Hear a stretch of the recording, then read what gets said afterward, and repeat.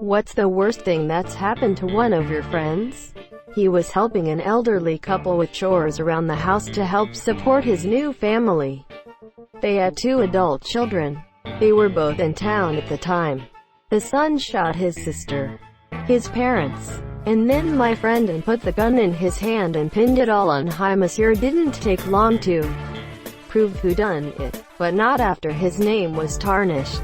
In high school, a friend of mine was stopped at an intersection when some lady rear-ended him. She was dicking with her phone and didn't even slow down. This pushed his vehicle through the intersection and pinned a girl waiting for the bus against the telephone pole, where she died. Holy shit, that must have been so traumatizing for your friend. I saw the title of this post and thought, I don't know if I want to read these comments. It's gonna be depressing, but I clicked anyway, and this is the first comment I read. So thanks for confirming that my brain was right. I'm out. Tried to swim to shore from a sailboat in Lake Michigan. She was a strong swimmer, but even in the summer, hypothermia is a threat. They did find her body for several days, and during that time, famous fake psychic Sylvia F.C. King Brown told the family she was alive and being held on a boat against her will. Still miss you, Julie. Greater than even in the summer, hypothermia is a threat. Did not know this. Lake Michigan is painfully cold year-round. She worked as a bartender and her fiancé came in drunk out of his mind and acting strange. She had to tell him she couldn't serve high monsieur. He left upset. She went home a few hours later and found him trying to rape her teen daughter. She fought him. He cut open her face from forehead to chin. She said she could see her facial bones.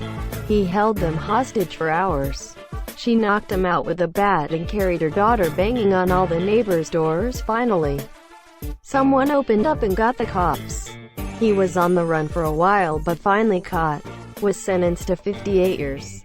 She has a huge deep scar on her face. Her daughter is still a sweet young lady who has kept a positive mindset. I'm glad that she is still positive after what would be quite a traumatizing experience. Nothing crazy. Not death. Moved to New York City with my best friend from college when we were both 22. Got an apartment together. Struggled to get jobs together. We're basically living our best lives as young, broke girls in the big city. One day she's in a coffee shop using Wi-Fi and a dude comes up to her and starts chatting. He's a lot older, late 40s, but seems nice and asks for her number. Eventually she gives it to high monsieur. He calls, takes her to dinner at this sushi place, spends like $800. He starts taking her out every weekend, spending massive amounts of money. Eventually she just doesn't come home on weekends. Then, she doesn't come home during the week. I'm constantly checking in with her to see how she's doing since she basically moved in with him after 3 months, and it all seems weird to me. She says she's fine, but tells me to stop calling so much as he doesn't like her spending a ton of time on the phone with her friends. 6 months later, he proposes. She accepts. That was in October. They had a wedding planned for the summer, but it's been canceled due to COVID, so they did a quickie courthouse wedding on a road trip in May. Last month, she announced she is pregnant. She didn't call me. I found out on Instagram. Monsieur, I messaged her on IG saying congratulations, and she said thanks, that it was all happening so fast and she didn't know if she was really ready for marriage and kids. But because he was so much older, it made the most sense to do it all right away. She said if I want to talk more, to do it through Instagram messaging, as he generally finds out about stuff she says over text. TL. Doctor. Moved to NYC with best friend. Within 18 months she's married and pumping out kids she doesn't want yet with a way older creepy rich dude who doesn't let her talk to me. Damn, I'm sorry, that sucks. I can understand why this was such an uncomfortable shock to you. Finished a workout at the gym and collapsed on his way out. Brain aneurysm. Monsieur, he was dead 6 days later. Like, no joke. This is my absolute nightmare. I'll take drowning, car accident, old age, stabbed in a bar fight, mauled by a bear, accidental self-immolation. But brain aneurysm, monsieur? Fuck no. It can happen anywhere at any time. That's what makes it so terrifying. She was cycling through London and a bus hit her so hard she came off, landed on head, and died. She was also quite literally the last member of her family. Both her parents were only childs and had both died of cancer. And she had no siblings. Her death was the end of her family tree. She was 23. I know someone that happened to yesterday. I don't know the details yet. All I was told was a road accident involving their bike and a bus. They were an amazing semi-pro cyclist, so I struggle to believe they were at fault. I'm sorry for your loss. I guess the only solace is it sounds like she died instantly. He was forced at gunpoint to help his ex-girlfriend transport and bury the body of her current boyfriend. He was arrested, but the truth came out and she was sent to prison. So he was an accessory to murder? Claps. People who break into cars are generally not the kind of people with well-documented, traceable identities. They're at the bottom, monsieur, and the good ones can get it done without leaving a meaningful trace. Anyway, so they don't have much to lose and can get away with anything. So if you're like my friend, and you see someone breaking into your car at 1 a.m. behind a strip mall with no cameras, you shouldn't get involved. But if you were my friend that night, you decide to confront the bastard, and you get stabbed to death, and there are no leads. It's terrible that carjackers can get away so easily. I'm sorry for your loss. A good friend of mine was shot in the head by an ex-boyfriend. She lived for a few days until her parents took her off life support. The ex holed up in his apartment and went into a standoff until he killed himself. I love you, Elena. R.I.P. Elena. She didn't deserve to die by crazy ex. I had a friend who I went through elementary school and middle schools with. He moved away in the middle of 7th grade and our friend group was heartbroken, but figured we'd see him again. Last week, he was shot in the head by his friend who was showing him a gun and pointed it at him as a joke. He was 18. My best friend was shot point blank in the head by her husband and then he killed himself. She survived with no long-term damage. That's horrible, but at least she survived. Point-blank headshots are nearly 100% instant kills. She was very lucky to survive. They are actually not instant kills. The lethality is 99%, but the victim may be alive for a few seconds.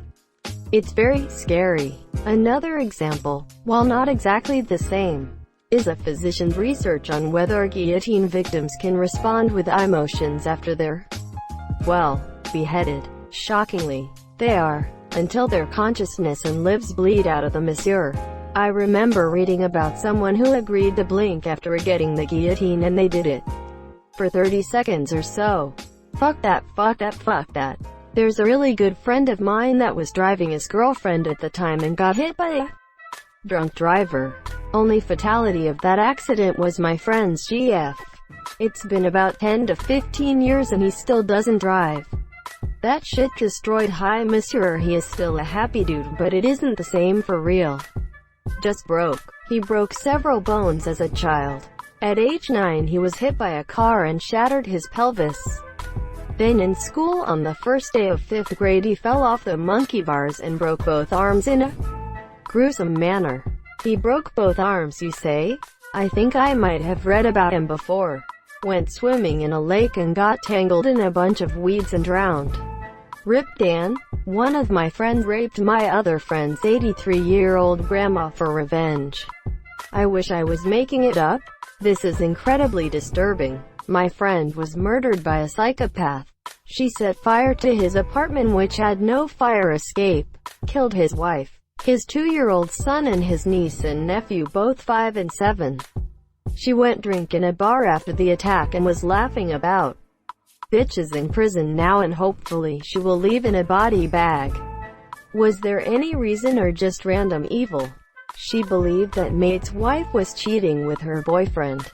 Her boyfriend was the wife's brother. That's how they found the apartment. Edit. misspelled word.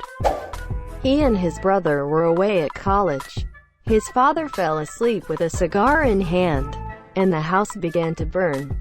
So far as could be determined, the father woke, went to get his wife, carried her downstairs, and made it to within a couple feet of the door. They both died, and the house was destroyed. Holy shit, what a sad story. RIP. Geez, this thread, man, makes you realize how lucky you are sometimes. It's hard to say what's the worst. I grew up in a small town in Oklahoma, and many of my childhood friends have died well before their time.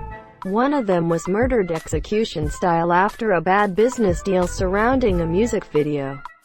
Another forgot to put the parking brake on while making a quick repair on a derrick, and it rolled back on him and crushed his head. Another disappeared after a tour in Iraq. Just called his wife to say he couldn't come home because he had murdered children. A lot of the ones that are still alive are in prison or in and out of rehab.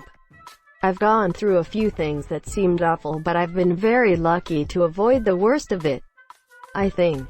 I'm sorry for your losses. It must be hard. A close friend, single mom with 3 kids. One of her kids was severely autistic. He was suddenly really aggressive. He was 16-ish, and she didn't know what to do or how to control him. She tried everything. He got worse. Eventually one day when the girls were gone, he raped and murdered her.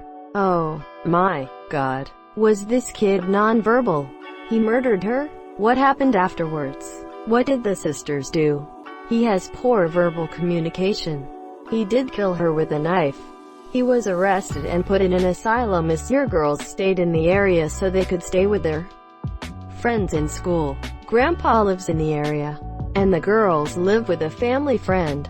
It was horrible. She killed herself after she found out she was pregnant. We hadn't even been out of high school for a year. I couldn't go to her funeral because I was training in the army. I still dream about her sometimes. I miss you, Nicole. Where do I start? 7 concussions, partial body paralyzation, severe car crash, out of work, unable to drive for months, a couple seizures, 2nd-degree burns, falling face first into a fire. I know there's more I'm forgetting. This all happened to the same guy in the span of like 4 to 5 years. How are they now? Hope they are doing better. My friend had another good friend of ours die in his arms after being shot 3 times from a drive-by. Even to this day, 9 years later, he feels like that they were meant for him and lives with some guilt. Thank you so much for watching and have a good day.